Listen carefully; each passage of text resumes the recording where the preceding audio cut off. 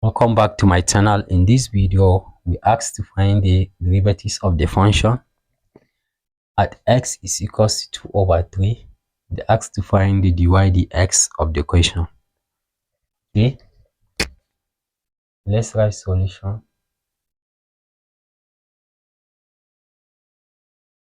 That is, if y is equals to 3x square plus 5x plus 1,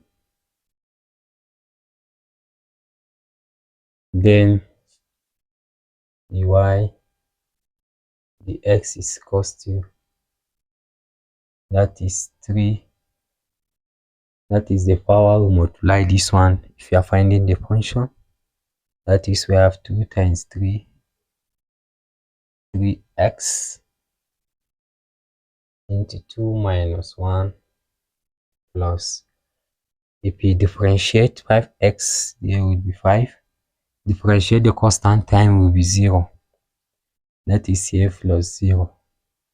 Then we can go by saying this is equals to 6x plus 5. Since we find the dy dx of the function,